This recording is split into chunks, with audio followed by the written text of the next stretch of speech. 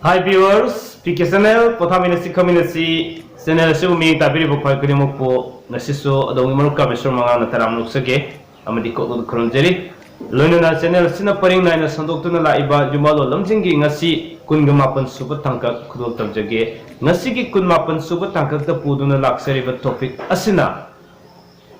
nahan makai agi viewers and subscribers sing na amtang thambiro haiduna matam kuinagi mamangdagi hamso haibirakpa ado hariba topic asi egona tangka ani thongna thamjarake ngasigi ahan matangka sidana kunapan suba tangka ki ahan matangka sidana thamjaduri bisina kuina poku namit ki matung ina isa isada miyoy khudimak sida da amum noi negini hariba dak sing asi kari oigani hai matamda koina samru mol samru haibasina oigani aduna samru se aksangi tongan tongan da pata pokku namit ki matung ina leigani haidana akhangai singa thambirami amadi laikta thengna jaba haijaba tare aduna hariba sing ase kari kari numita pogani kai kai da samru leigani amadi madugi pol na kari lei habedugi matang da ne aina ngasi miyam khulna tamja kadri bise adu thamjiningba mana ma'am खुद तमजदरी बासे अना थेंगजरीब like असी ma'am दम उहुंजगे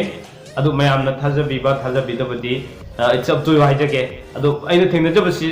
खर येंगजब मतमदे अयाम lion सानै अमसुंग सुनै हाइजब तारे अदुना ma'am सु दुम येंबिरो अदुना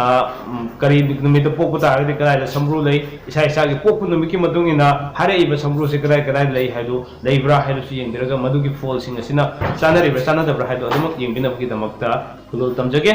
aduna hujik miyam da khudol tamjarage PK channel na ngasigi kunmapan suba yumalo lamjinge tangka asida poku numiki matung ina leiriba sambru madugi fall sing khudol tamjarage liyeng kaminasi akoy to tagi PK channel subscribe to video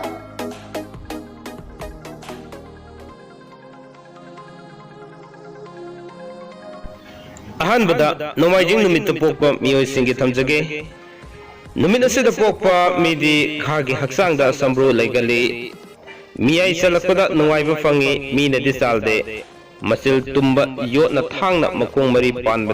panbana di yengthi adubu mina di kinai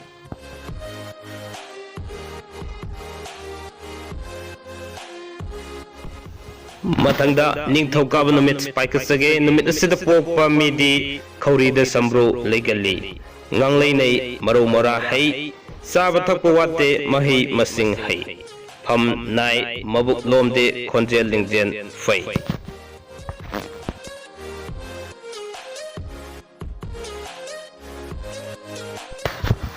hause amok lewa pokpa numit pokpa miyoi singi thamjage numit asida pokpa midi mabukki nakanda khoida sambru legali khongbi teli mabuk chawi masing nai loksing ta na mibu ngamge khali mibudi mithana de masak urabadi mina sali matungdadi mina yengthiba yame mahi masing hai mina pot nirabada leite haide matu masa yamgali ningbu kibik thungna setsaba phangani hai singe makong makut panbana yengthi maran lai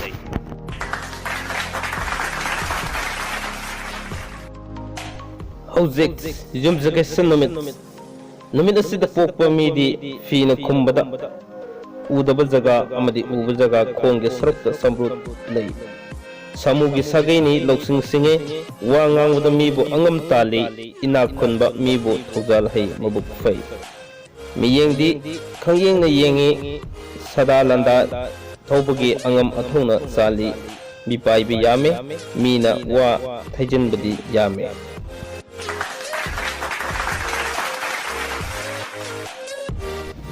sagol sel numit sida pokpa midi nungsit ki sagai ni khagi haksang da mathak makha da sambru lei machin makha prek prek lawi larik la so hai lai ningali masadi yam pokali sairung sapkali minadi yengning de yengthikali angam athongnadi sali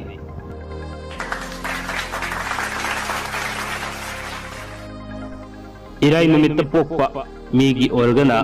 pukta khwang da sambru lei hai singi mathantagi maro singna hingnabu honai nuwaiba ayamba fangi kan thawe lan seli mibu thojal hai laininge singi sagaini mai singnadi yengthiye mi paiba yame मथक थोंबसिंगनदी कया चानदे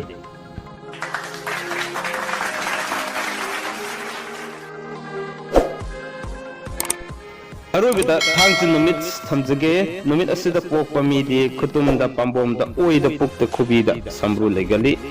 खुबाक्ता मसक नाइबा मरी लेगली लांदा थवे मईगुमी लौसिंग ताना मीबु ngami मीबु मिथागंदे मीनी यंगची मरेप्ति लेप्याइनी लाइरेन सागैनी ngasi dong tu PK channel khudol tamjariba yumbalo lamsing ki kunmapan suwa thakakta tamjariba topics mapuk numiki matung inna lairiba samru amasung madu ki poll tang sai de losin jage